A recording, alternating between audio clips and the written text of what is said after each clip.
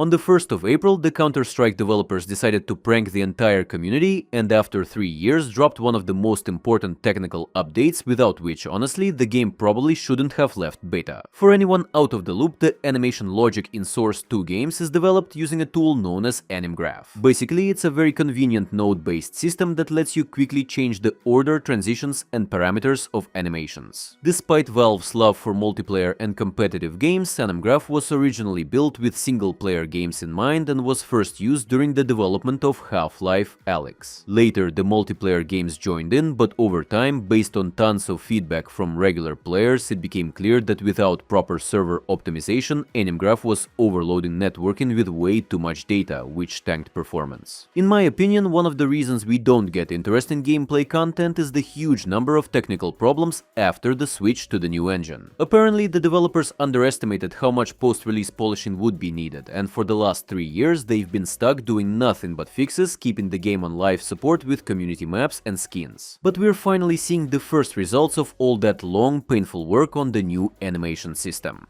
Barely anyone knows this, but from a technical standpoint, the base for AnimGraph 2 was built from scratch outside of Valve and especially outside the Counter-Strike team. It was created by Bobby Anguilov for his own engine called Esoterica, and Valve, as they usually do, spotted the talented developer, saw the potential in the tech, hired Bobby and started adapting his ideas for Source 2. You can learn more about the technical side and how this kind of system works in the live stream on networking optimization on his personal YouTube channel. I don't want to deep dive into every single change since you've probably already seen most of it, but let's run through the biggest changes. First up, of course, the updated third-person animations. One of the community's biggest complaints was that after switching to the new engine, character movement felt and looked a bit wobbly. So the devs completely reworked the logic and brought back something that feels a lot like the old CSGO animations. This is especially noticeable on counter strafes, they're now sharper and faster, which makes it easier to read opponents' movement. Skin Andes, of course, loved the long-awaited knife animations, and now every knife has a custom variant that matches the first-person view. The best part is that the update didn't just touch animations, but it also changed how the player controller behaves. Your eye level now matches the actual third-person head position and can range from 50 to 78 units instead of being locked at 64. This could affect some boosts or wallbangs in certain spots, so if you're using some specific tactics, make sure to double-check everything. For most players though, the biggest part of the update is the FPS boost and reduced network load across every single PC configuration. Some are seeing bigger gains, some smaller, but on average, people are reporting around a 15% improvement. And we definitely have to mention what seems like a small but important fix to weapon recoil. It's not the easiest thing to explain, but basically, before your character's camera would twitch with a much bigger amplitude while shooting. Now it moves a bit smoother and with noticeably less shake. I'm no expert and just going off how it feels to me, but according to the numbers from CS2 Kitchen, the recoil shake is now even lower than it was on 128 tick in CSGO. Overall, a lot of people are saying the devs are on a hot streak right now, finally catching up to CSGO and even improving on it in some ways. There's still a ton of work left, but the progress is real and genuinely exciting.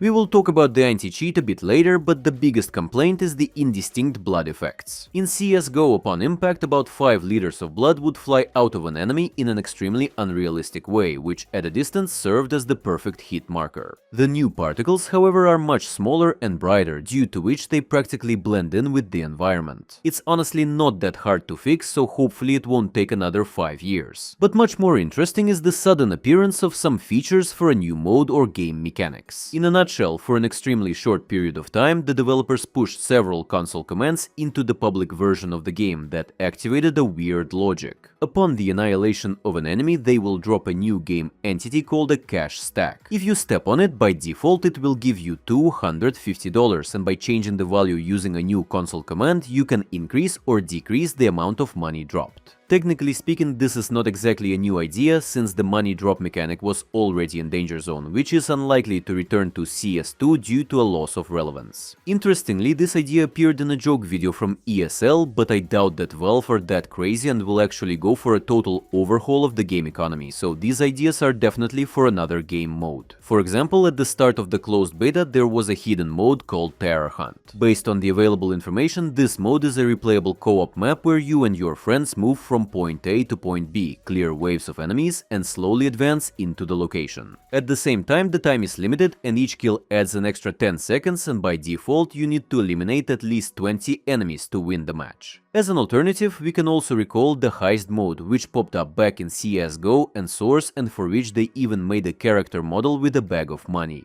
In terms of mechanics, it was supposed to resemble Payday gameplay, where one team robs a bank and others defend it. However, instead of bots, the police side would be played by actual players. The existence of this mode was also confirmed by a former Valve developer, but according to him, the mode never saw the light of day and its mechanics were reused for Danger Zone. And besides the huge change to the weaponry loading, there are also strings related to picking up magazines with leftover bullets from the ground. Again, I doubt that this will be added to regular game modes, especially considering that there's something weird going on with custom game modes. But while you have time, go rob some skins from Skins Monkey. Use code GABEN and get up to a $5 bonus. Select a few of your current skins, pick a new one in the same price range and exchange your old and ugly CSGO items to something new and shiny from Counter-Strike 2. Use code GABEN and buy skins much cheaper with a 30 plus 5% top-up bonus. Skins Monkey, links and my code down below.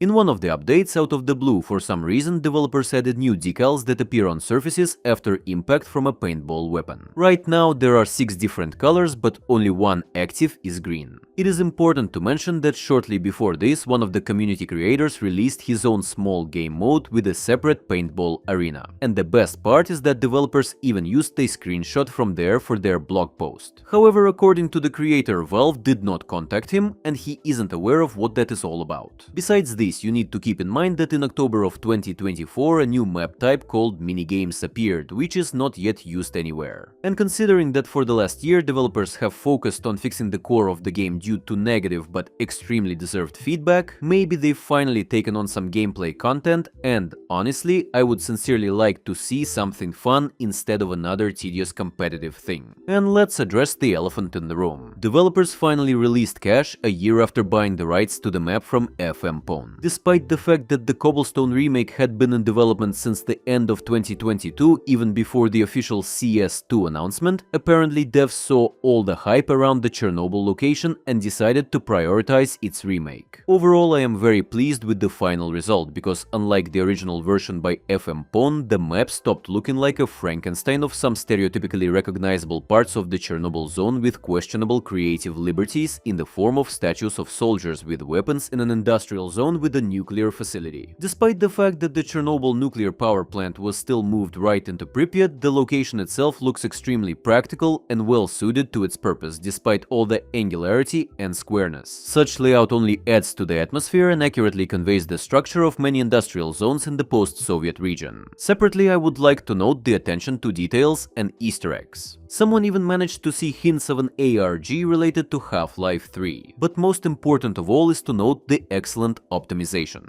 In case you didn't know, Fempone's version suffered from serious FPS drops, whereas Valve's remake performs really well. Unfortunately, the release of Cache overshadowed another cool map update from the current rotation. The authors of Stronghold suddenly rolled out a night version, and personally I really like this trend. Many locations open up from a completely different perspective, and seeing night variations of Cache or Dust would definitely refresh the gameplay for ordinary players. To the delight of many, developers also announced a change in the competitive map pool in advance, and already in a few days, on July 6th, Cache will replace Overpass, which has already caused crying in the community, as people believe that one of the most popular maps, Mirage, should go for an overhaul. Also, I got info that birds were already sent out to map makers, and we can expect a community map rotation on the same day. I don't know the exact maps yet, but if anything surfaces, I will share it on my Twitter. Interestingly, strings related to operations and some separate from weekly missions keep regularly popping up from time to time. I really doubt that developers will return to the old format of operations, but I sincerely envy Dota players who get events with interactive comics, minigames, and free cosmetic rewards once in a while. What's funny is that this time the Valve curse affected cosmetic items, not regular content updates. A warning about the last chance to use stars on certain collections and stickers in Armory was added literally 2 months ago. But I think this delay may be related to a sudden test of a new major store system. Since developers decided to completely abandon capsules caused by a gradual departure from cases and any gambling-related mechanics, now you can simply buy the stickers or keychains you need. However, the price is dynamic and changes automatically based on demand. For example, in the first few days, a donk sticker cost over $1,000, and to buy one copy each of the 100 most expensive stickers, you had to spend almost 10,000. It seems that if this system proves to be effective enough, then the next rotation in the Armory, and maybe even all cases, will work the same. In addition to this, Valve recently released a beta version of the new workshop, and as usually, community members found a small exploit, thanks to which we learned that right now they are assembling another hidden collection, most likely related to cobblestone or some castles. There are also new sounds for opening capsules with pins and patches for agents. Honestly, it seems that Valve gave up on this type of cosmetics a long time ago, and I will be surprised if they end up releasing new ones. Of course, we need to discuss a few updates to the VACnet anti-cheat and trust factor. For example, they added variables to track the average trust factor of the entire lobby rather than individual players. Most likely this is done so that if you purposefully play together with cheaters, you get hit on the wrist as well. In the English localization, the VAC anti-cheat was suddenly renamed to VACnet, and now it displays which specific player gets a cooldown when a match is stopped. It's hard to say what is going on there, but along with this, there are new mentions of some system called Steam GPT, which is most likely related to Steam support, but at the same time reads the overall trust factor and restriction status of your account. Whether this is directly related to the CS2 anti-cheat, we will find out in the future, but for now, leave a comment with eye emoji if you want